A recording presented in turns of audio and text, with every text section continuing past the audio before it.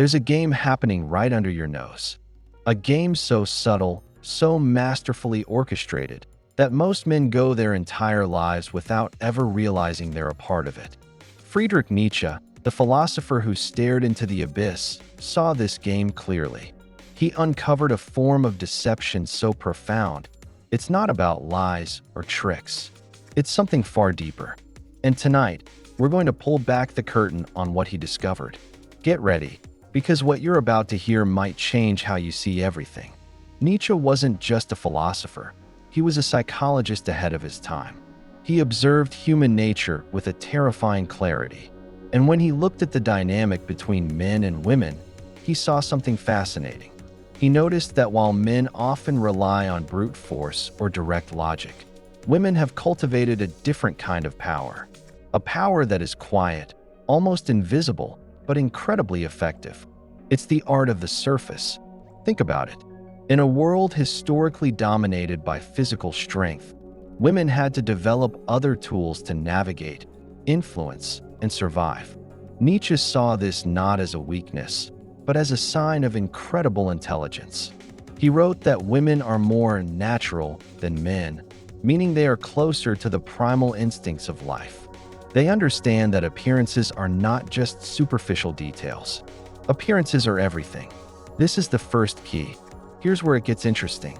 Nietzsche believed that a woman's greatest strength lies in her mastery of the superficial.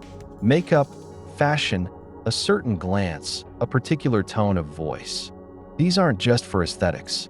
They are instruments of power. They create a carefully constructed reality, a beautiful surface that draws you in.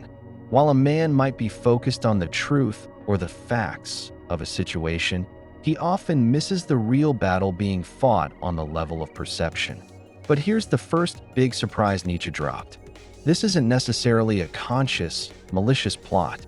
He argued it's a deeply ingrained instinct, a survival mechanism honed over thousands of years.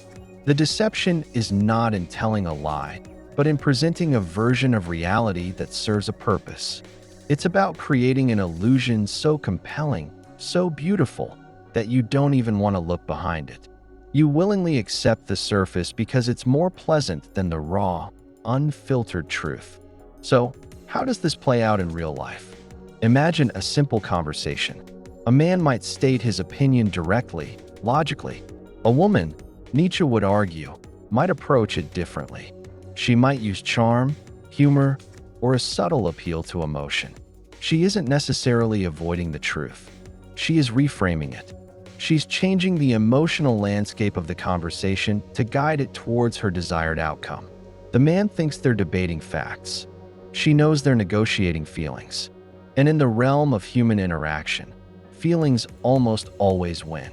Nietzsche famously said, "The real woman gives an expert's advice on man in secret." What did he mean by this? He saw that women are often far better students of men than men are of women. They observe, they study, they understand motivations, weaknesses, and vanities. And they use this knowledge, not necessarily to harm, but to manage, to guide, to protect their own interests in a world that wasn't always designed for them. It's a form of soft power that operates in the shadows of a man's ego. And now, for the second twist. Nietzsche believed men are often willing participants in this deception. Why? Because the illusion is often more comforting than the reality.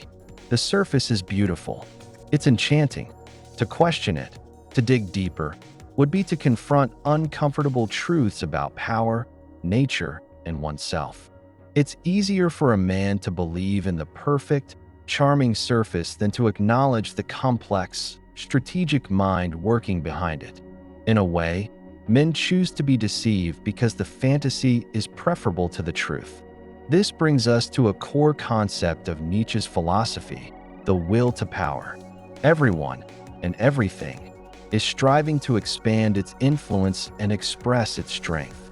For men, this often manifested as physical dominance or overt ambition. For women, the will to power took a more refined, artistic form. Their power was in their ability to charm, to enchant, to create an aura. Their domain was the soul, the emotions, the delicate web of social interactions. While men built empires of stone, women built empires of influence. So, the deception isn't about being fake. Nietzsche would say it's about being an artist. A great artist doesn't just paint a tree, they paint the feeling of a tree. They create an impression that is more powerful than the real thing. A woman, in his view, is an artist of the self.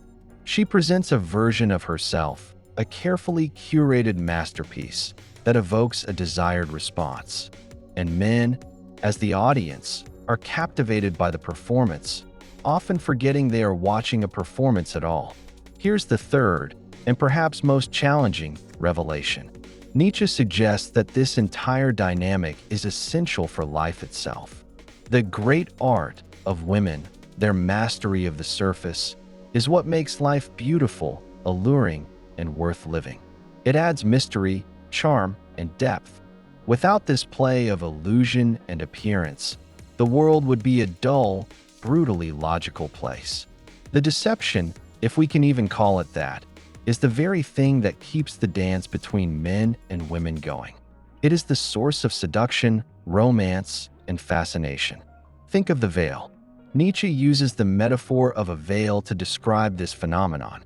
Truth, he believed, is a woman, and she has her reasons for wearing a veil. To tear it off forcefully would be crude and disrespectful. It would destroy the very mystery that makes her desirable. The wise man doesn't try to rip the veil away. He appreciates the beauty of the veil itself. He understands that the game, the illusion, is part of the package. He learns to play along, to appreciate the art, rather than trying to clumsily dissect it. So, what is the ultimate secret Nietzsche revealed? It's that the greatest deception is the one we happily accept. It's the understanding that human relationships are not always about brutal honesty, but about a delicate dance of perceptions.